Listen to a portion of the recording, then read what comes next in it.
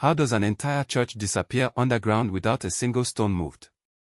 While Europe was still building crude wooden huts, Ethiopian architects were carving cathedrals directly from solid volcanic rock, creating architectural miracles that modern engineers cannot replicate. In 1187, something extraordinary was happening in the mountains of Ethiopia. King Lalibela had a vision that would birth the most ambitious construction project Africa had ever seen. Not building up, but carving down.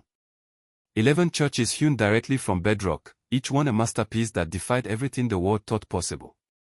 The Church of St. George stands as the crown jewel, a perfect Greek cross carved 40 feet down into solid rock. No blocks. No mortar. No joints. One continuous piece of volcanic stone transformed into a cathedral that has stood for nearly 1,000 years. When Portuguese explorer Francisco Alvarez first witnessed it in 1520, he wrote that it seemed made by angels rather than men. But here's what they don't tell you in those carefully edited history books. Lalibela wasn't just impressive, it was impossible. The precision required to carve these churches from the top down, removing thousands of tons of rock while maintaining perfect architectural proportions, challenges everything we know about medieval construction. Each church required master stonemasons to envision the entire structure in reverse, carving away everything that wasn't church. The Church of the Holy Cross measures 75 feet long, perfectly proportioned, with intricate windows, doors, and internal columns, all carved from one continuous rock face. The acoustics are flawless. The drainage system still functions perfectly after 9 centuries. Modern architects study these churches because the engineering principles shouldn't have been known in the 12th century. King Lalibela accomplished this feat using techniques that predate European Gothic architecture by over a century.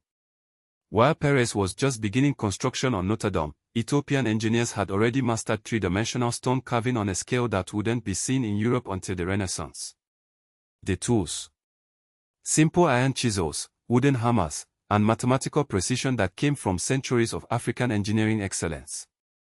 The most stunning revelation.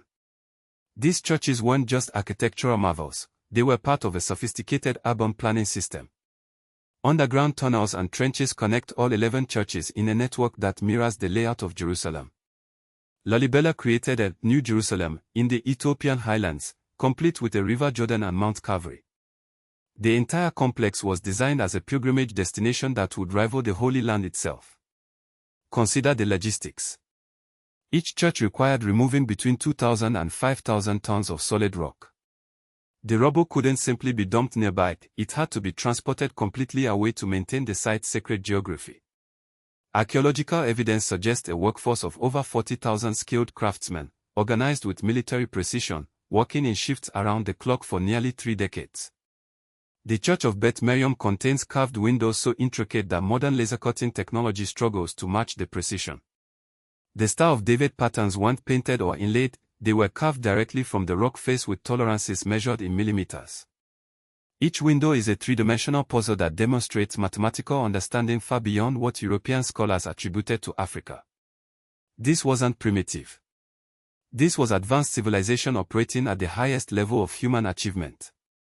The hydraulic engineering alone, creating drainage systems that still function perfectly after 900 years, required understanding of water flow, pressure dynamics, and geological stability that wouldn't appear in European textbooks for centuries. What's infuriating is how this achievement has been systematically minimized. When UNESCO finally recognized Lalibela as a World Heritage Site in 1978, they described it as remarkable for its architecture. Remarkable. The pyramids of Giza get called wonders of the ancient world. Lalibela gets remarkable. The linguistic manipulation is deliberate, designed to diminish African achievement in the collective global consciousness. Yet here's the truth they cannot erase: Lalibela represents the pinnacle of rock-hewn architecture in human history. Nothing built before or since matches its combination of scale, precision, and artistic sophistication. Ethiopian engineers solved engineering challenges that modern construction still finds difficult, using techniques that demonstrate mathematical and geometric understanding that predates European discovery of these principles by centuries. Today, over 100,000 pilgrims visit Lalibela annually during Timkat and Christmas celebrations. The churches remain active houses of worship, their acoustics carrying ancient Guizi chants just as they did when King Lalibela first had prayers echo through these stone sanctuaries 9 centuries ago. When you walk through Lalibela, whether in person or in your mind, you're not visiting a tourist attraction. You're standing inside proof that African civilizations achieved architectural mastery that changed the very definition of what humans could build. Your ancestors carved heaven from stone while others were still learning to stack blocks. This is what happens when you follow Pont Nolens, you discover the Africa they tried to hide.